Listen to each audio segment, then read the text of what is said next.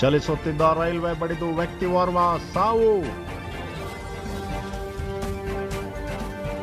ಕಾಳಿ ಸೇತುವೆ ಬಳಿ ಬೀಸಿದ ಸುಂಟರ ಗಾಳಿ, ಕೆಲಕಾಲ ಆತಂಕದಲ್ಲೇ ಪ್ರಯಾಣಿಸಿದ ವಾಹನ ಸವಾರರು.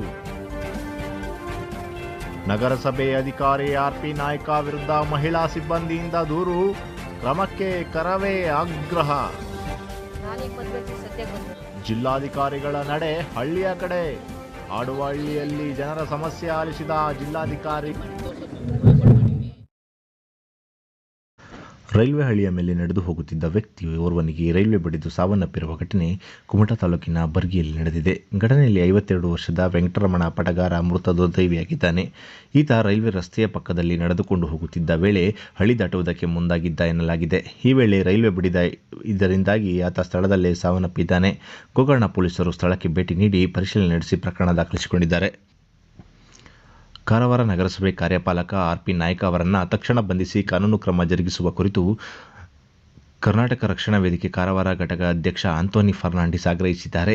ನಗರಸಭೆಯ ಎಫ್ಡಿಎ ಸಿಬ್ಬಂದಿ ನೂತನ್ ಶಿರೂರ್ ಎನ್ನುವವರಿಗೆ ಆರ್ಪಿ ನಾಯ್ಕ ಅವರು ಕಚೇರಿಯಲ್ಲಿ ಜಾತಿ ನಿಂದನೆ ಮತ್ತು ಮಹಿಳೆಯ ಬಗ್ಗೆ ಕೀಳುಮಟ್ಟದ ಪದವನ್ನು ಬಳಸಿ ದೌರ್ಜನ್ಯವೆಸಗಿದ್ದಾರೆ.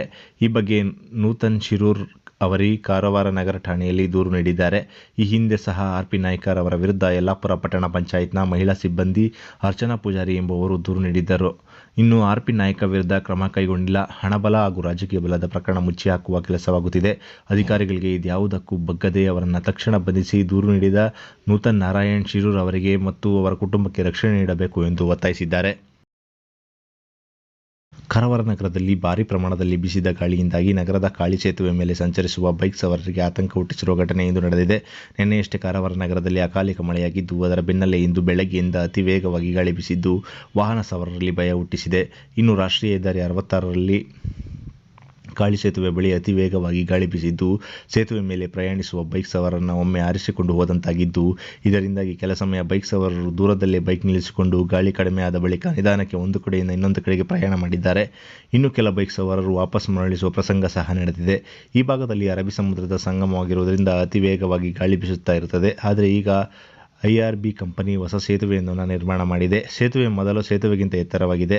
ಇದರಿಂದ ಸಮುದ್ರದ ಕಡೆಯಿಂದ ಬೀಸುವ ಗಾಳಿ ನೇರವಾಗಿ ಸೇತುವೆ ಕಡೆ ಅಪ್ಪಳಿಸುತ್ತಿದೆ. ಇನ್ನು ಗೋವಾದ ಮಾಂಡೋವಿ ಸೇತುವೆ ಮೇಲೆ ಸಹ ವೇಗವಾಗಿ ಗಾಳಿ ಬೀಸುವುದರಿಂದ ಅಲ್ಲಿ ಸಾಕಷ್ಟು ಅವಘಡಗಳು ನಡೆದಿದ್ದು, ಈಗ ಈ ಸೇತುವೆ ಮೇಲೆ ವಾಹನ ಸಂಚಾರ ನಿಷೇಧಿಸಿದೆ.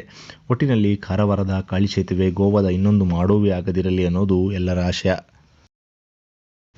ಜಿಲ್ಲಾಧಿಕಾರಿಗಳ ನಡೆ ಹಳ್ಳಿಯ ಕಡೆ. ಸರ್ಕಾರದ ಕಾರ್ಯಕ್ರಮದ ಅಂಗವಾಗಿ ಇಂದು ಉತ್ತರ ಕನ್ನಡ ಜಿಲ್ಲಾಧಿಕಾರಿ ಮುಲೈ ಮುಹಿಲನ್ ಜಿಲ್ಲೆಯ ಭಟ್ಕಳ ತಾಲೂಕಿನ ಹಿಂದುಳಿದ ಗ್ರಾಮ ಆಡುಹಳ್ಳಿಯಲ್ಲಿ ತಮ್ಮ ಗ್ರಾಮ ವಾಸ್ತವ್ಯ ಮಾಡಿ ಜನರ ಸಮಸ್ಯೆ ಆಲಿಸಿದರು. ಭಟ್ಕಳ ತಾಲೂಕಿನ ಆಡುಹಳ್ಳಿಯಲ್ಲಿ ಗ್ರಾಮ ತೀರ ಹಿಂದುಳಿದ ಗ್ರಾಮವಾಗಿದ್ದು, ಇಲ್ಲಿ ಮೂಲಸೌಕರ್ಯದ ಕೊರತೆ ಇದೆ. ಜೊತೆಗೆ ಇಲ್ಲಿನ ಜನ ಜಿಲ್ಲಾ ಕೇಂದ್ರ ಕಾರವಾರಕ್ಕೆ ಬಂದು ಜಿಲ್ಲಾಧಿಕಾರಿ ಕಚೇರಿಯಲ್ಲಿ ತಮ್ಮ ಸಮಸ್ಯೆ ಬಗೆಹರಿಸಿಕೊಳ್ಳುವುದು ತೀರಾ ಕಷ್ಟ. ಈ ನಿಟ್ಟಿನಲ್ಲಿ ಇವತ್ತು ಜಿಲ್ಲಾಧಿಕಾರಿಗಳ ನಡೆ ಹಳ್ಳಿಯ ಕಡೆ ಕಾರ್ಯಕ್ರಮ ಮೊದಲ ಕಾರ್ಯಕ್ರಮ ಆಡುಹಳ್ಳಿಯಲ್ಲಿ ನಡೆಸಲಾಯಿತು. ಬಳಿಕ ಸುದ್ದಿಗಾರರೊಂದಿಗೆ ಮಾತನಾಡಿದ ಜಿಲ್ಲಾಧಿಕಾರಿ ಮುಲೈ ಮುಹಿಲನ್, ಇಲ್ಲಿನ ಜನರ ಸಾಕಷ್ಟು ಸಮಸ್ಯೆಗಳಿವೆ, ಅವರೆಲ್ಲ ಸಮಸ್ಯೆಗಳಿಗೆ ಪರಿಹಾರ ನೀಡುವ ಕಾರ್ಯ ಮಾಡುತ್ತೇವೆ ಎಂದರು. ಇದರಲ್ಲಿ ಕಂದಾಯ ಇಲಾಖೆ ವತಿಯಿಂದ ನಾವು ಸರ್ಕಾರ ಕೊಡ್ತಾ ಇರುವಂಥ ಎಲ್ಲ ಸವಲತ್ತುಗಳು, ಓಲ್ಡ್ ಏಜ್ ಪೆನ್ಷನ್ ಆಗಲಿ, ಸಂಧ್ಯಾ ಸುರಕ್ಷಾ, ಈ ಥರ ಯೋಜನೆಗಳಲ್ಲಿ ಯಾರಾದರೂ ಬಿಟ್ಟು ಹೋಗಿದ್ದಲ್ಲಿ ಅವ್ರದ್ದು ಎಲ್ಲನೂ ಕೂಡ ನಾವು ಇವತ್ತು ಸ್ಯಾಚುರೇಷನ್ ಮೋಡಲ್ಲಿ ಎಲ್ಲರಿಗೂ ಕೂಡ ಆ ಸವಲತ್ತುಗಳನ್ನ ಸಿಗುವಂಥ ರೀತಿಯಲ್ಲಿ ಕ್ರಮ ವಹಿಸೋದು. ಮತ್ತು ಇಲ್ಲಿ ಕಂದಾಯ ದಾಖಲೆಗಳಿಗೆ ಸಂಬಂಧಪಟ್ಟಂಥ ಪೋತಿ ಖಾತೆಗಳು, ಈ ಥರ ಏನು ಆಟೋಮೆಟಿಕ್ಕಾಗಿ ಆಗಬೇಕಾಗಿರೋ ವಿಚಾರಗಳಿದೆ, ಅದರಲ್ಲಿ ಇರುವಂಥ ತೊಡಕುಗಳನ್ನು ಸರಿ ಮಾಡಿಸಿ ಎಲ್ಲ ಸಾರ್ವಜನಿಕರು ಕೂಡ ಅದನ್ನು ಇವತ್ತೇ ಪರಿಹಾರವನ್ನು ನೀಡುವ ರೀತಿಯಲ್ಲಿ ಕ್ರಮ ವಹಿಸಲು ಈ ಕಾರ್ಯಕ್ರಮ. ಭಟ್ಕಳದ ಆಸರಕೇರಿಯ ನಿಚ್ಚಲಮಕ್ಕಿ ಶ್ರೀ ತಿರುಮಲ ವೆಂಕಟರಮಣ ದೇವರ ಪಲ್ಲಕ್ಕಿ ಮಹೋತ್ಸವ ಬ್ರಹ್ಮಾನಂದ ಸರಸ್ವತಿ ಸ್ವಾಮೀಜಿಯವರ ದಿವ್ಯ ಉಪಸ್ಥಿತಿಯಲ್ಲಿ ಅದ್ದೂರಿಯಾಗಿ ನೆರವೇರಿತು. ದೇವಸ್ಥಾನದಿಂದ ಹೊರಟ ದೇವರ ಪಲ್ಲಕ್ಕಿ ಮೆರವಣಿಗೆ ಸಹಸ್ರಾರು ಭಕ್ತರ ಜಯಘೋಷದೊಂದಿಗೆ ಪಟ್ಟಣದ ಮುಖ್ಯ ರಸ್ತೆಗಳಲ್ಲಿ ಸಂಚರಿಸಿ ಹಳೆ ಬಸ್ ನಿಲ್ದಾಣದಿಂದ ಮಾರಿಗುಡಿ ಚೌತನಿ ರಸ್ತೆ ಮಾರ್ಗವಾಗಿ ಪುರವರ್ಗಕ್ಕೆ ತೆರಳಿದ್ದು, ಅಲ್ಲಿನ ಹರಳಿಕಟ್ಟೆಯಲ್ಲಿ ಸ್ಥಳೀಯರ ಹಣ್ಣು ಕಾಯಿ ಪೂಜೆಯನ್ನು ಸಲ್ಲಿಸಿದರು. ನಂತರ ಪುನಃ ಅದೇ ಮಾರ್ಗವಾಗಿ ಚೌತನಿ ಕುದುರೆ ಬೀರಪ್ಪ ದೇವಸ್ಥಾನಕ್ಕೆ ತಲುಪಿದ ಪಲ್ಲಕ್ಕಿ ಅಲ್ಲಿ ಪೂಜೆ ಸಲ್ಲಿಸಿ ಅಲ್ಲಿಂದ ಹೂವಿನ ಮಾರ್ಕೆಟ್ ರಸ್ತೆ ಮಾರ್ಗವಾಗಿ ರಘುನಾಥ ರಸ್ತೆಯಿಂದ ಮಣ್ಕುಳಿ ಮಾರ್ಗವಾಗಿ ಹೊರಟು ಶ್ರೀಧರ ಪದ್ಮಾವತಿ ದೇವಸ್ಥಾನದ ಗದ್ದುಗೆಗೆ ಹೋಗಿ ಅಲ್ಲಿಂದ ಆಸರಕೇರಿಯ ಕುಚ್ಚಲಮಕ್ಕಿ ಶ್ರೀ ತಿರುಮಲ ವೆಂಕಟರಮಣ ದೇವಸ್ಥಾನಕ್ಕೆ ತೆರಳಿ ಸಂಪನ್ನಗೊಂಡಿತು. ಪಲ್ಲಕ್ಕಿ ಉತ್ಸವದ ನಿಮಿತ್ತ ಭಕ್ತರು ತಮ್ಮ ಮನೆ ಅಂಗಡಿಗಳ ಮುಂದೆ ರಂಗೋಲಿ ಹಾಕಿ ಸಿಂಗರಿಸಿ ದೇವರಿಗೆ ಭಕ್ತಿಯಿಂದ ಹೂವು ಹಣ್ಣು ಕಾಯಿ ಸಮರ್ಪಿಸಿದರು. ಮೆರವಣಿಗೆಯುದ್ದಕ್ಕೂ ತಟ್ಟಿರಾಯ, ಕುದುರೆ ವೇಷಧಾರಿಗಳು, ಚೆಂಡೆವಾದ್ಯ, ಟ್ಯಾಬ್ಲೋ ವಿಶೇಷ ಆಕರ್ಷಣೆ ನೀಡಿತ್ತು. ಮುಂಡಳ್ಳಿ ಮಹಿಳೆಯರಿಂದ ಸಮವಸ್ತ್ರದ ಸೀರೆ ಧರಿಸಿ ಮೆರವಣಿಗೆಯುದ್ದಕ್ಕೂ ಭಜನೆಯನ್ನು ಕೈಗೊಳ್ಳಲಾಯಿತು. ಯುವಕರಿಂದ ಭಜನೆ ಮೆರಗುಗೊಳಿಸಿತು.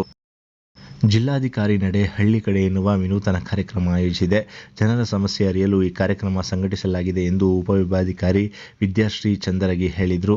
ಗುಡ್ಡಳ್ಳಿಯಲ್ಲಿ ನಡೆದ ಜಿಲ್ಲಾಧಿಕಾರಿ ನಡೆ ಹಳ್ಳಿಯ ಕಡೆ ಕಾರ್ಯಕ್ರಮಕ್ಕೆ ಚಾಲನೆ ನೀಡಿ ಅವರು ಬಳಿಕ ಮಾತನಾಡಿ, ಅಧಿಕಾರಿಗಳು ಹಳ್ಳಿಗೆ ತೆರಳಿದಾಗ ಅಲ್ಲಿನ ಸಮಸ್ಯೆ ಬಗ್ಗೆ ಸ್ಪಷ್ಟ ಚಿತ್ರಣ ಸಿಗುತ್ತದೆ.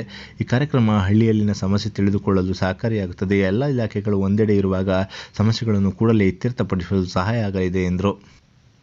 ಕಾರವಾರದಿಂದ ಗೋವಾಗೆ ಸಂಚರಿಸುತ್ತಿದ್ದ ಕಾರವಾರ-ಗೋವಾ ಡೆಮು ರೈಲನ್ನು ಕೆಲ ತಿಂಗಳಿಂದ ಸ್ಥಗಿತ ಮಾಡಲಾಗಿದ್ದು, ಅದನ್ನು ಪುನರಾರಂಭಿಸಬೇಕು ಎಂದು ಕಾರವಾರ ಬ್ಲಾಕ್ ಕಾಂಗ್ರೆಸ್ ಅಧ್ಯಕ್ಷ ಸಮೀರ್ ನಾಯ್ಕ ನೇತೃತ್ವದಲ್ಲಿ ಕಾರವಾರದ ಕೊಂಕಣ ರೈಲ್ವೆ ಅಧಿಕಾರಿಗಳಿಗೆ ಮನವಿ ಸಲ್ಲಿಸಲಾಯಿತು. ಕಾರವಾರದಿಂದ ಪ್ರತಿನಿತ್ಯ ಸಾವಿರಾರು ಯುವಕರು ಉದ್ಯೋಗಕ್ಕಾಗಿ ಗೋವಾ ಪ್ರಯಾಣಿಸುತ್ತಿದ್ದಾರೆ.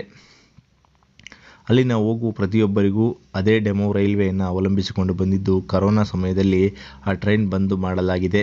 ಇದೀಗ ಲಾಕ್ಡೌನ್ ಮುಕ್ತಾಯವಾಗಿದ್ದರೂ ಇನ್ನೂ ಕಾರವಾರದಿಂದ ಗೋವಾ ಸಂಚರಿಸುವ ಡೆಮು ರೈಲ್ವೆ ಆರಂಭಿಸಿಲ್ಲ. ಆದಷ್ಟು ಶೀಘ್ರದಲ್ಲಿ ಕಾರವಾರ-ಗೋವಾ ಡೆಮು ರೈಲು ಸಂಚಾರ ಆರಂಭಿಸಬೇಕು ಎಂದು ಮನವಿ ಮೂಲಕ ಆಗ್ರಹಿಸಿದ್ದಾರೆ.